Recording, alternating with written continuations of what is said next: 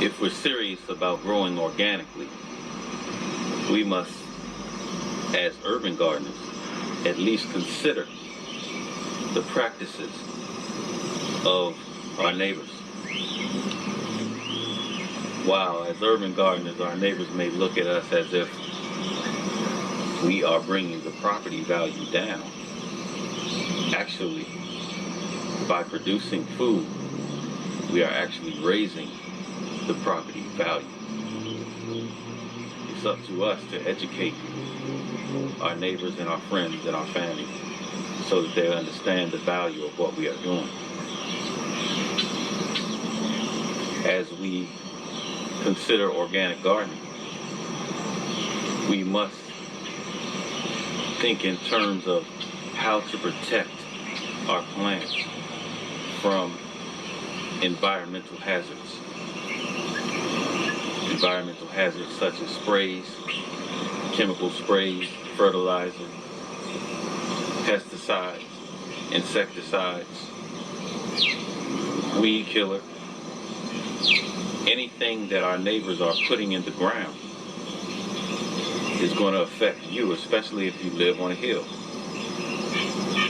Now, people will discourage you from gardening on a hill, but humans have gardened in all environments. We've always attempted to produce food no matter where we live. So, we live on a hill, and when the trees have shed their leaves, we're so high up that we can see much of the city from this location. That's not going to prevent us from gardening. That's not going to prevent us from doing the very revolutionary and subversive act of growing our own food, producing our own food. One of the reasons that we use containers and raised beds is because those neighbors that are at a higher elevation than we are, whatever they put into the earth is going to run down into our property, onto our land. So no matter how much we say we are organic gardeners, if your neighbors aren't organic, then it's going to be very difficult for you to be organic gardeners. So if you're growing in containers or raised beds, then it's going to make it that much easier to grow organically. You can control what goes into a container, what nutrients, what chemicals, if any. And again, we're trying to stay away from chemicals, any type of chemicals, whether they're fertilizer, weed killer, insecticide, whatever. We want to stay away from those chemicals if at all possible. So as we grow organically, we grow in containers and raised beds. We grow in greenhouse structures so that when things are getting sprayed in the air,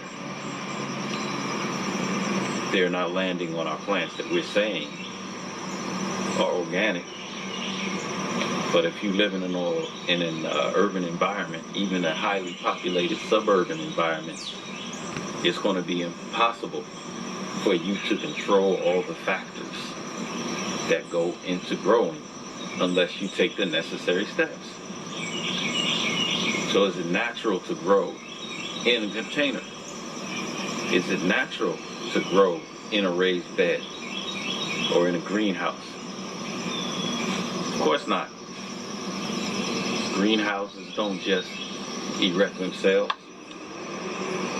Containers don't just make themselves in most cases. Raised beds in most cases don't just make themselves.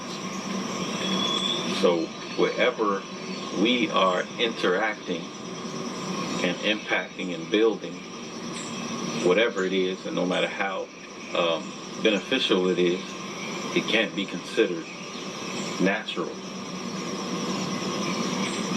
It just can't be considered natural.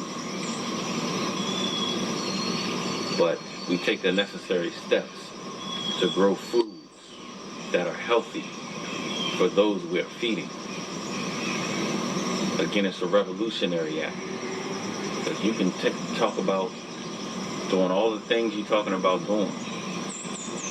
But if you can't even feed yourself, you can strike one blow for freedom, and then that's it. But if you could at least feed yourself, then you can strike blow after blow after blow, as long as you can sustain yourself. That's basic knowledge. So no matter what types of martial arts you practice, no matter how well armed you are, if you can't feed yourself, then you're still a slave. That's the number one thing that all civilizations have had to do. And we've said this before, but again, I think I haven't said it enough. Because people just hear me talking about the various techniques of how to grow plants, how to grow food, the best way to do it, and the closest thing to being natural and organic. But they don't understand that it's a revolutionary and subversive action. Because most people are just going along with the program. And the programming is get you a money, get you a job, take the money that you got while you were working on the job to go buy your food. And you're going to trust, after your 500-year interaction with the beast, the devil, you're going to trust that the food that you are eating, even as a revolutionary, isn't killing you. You're going to trust, even as a revolutionary, that the food is meant to do you good. Well, you done told me that they gave us improper religion. You told me they gave us improper education. So they're going to give you all that. That's improper. And then they're going to turn around and feed you right. Doesn't make any sense. I've just been meditating this morning, out here inspecting the vegetables and fruits that are still out here. And I just thought I'd share that message with you. This has been Dr. Peace.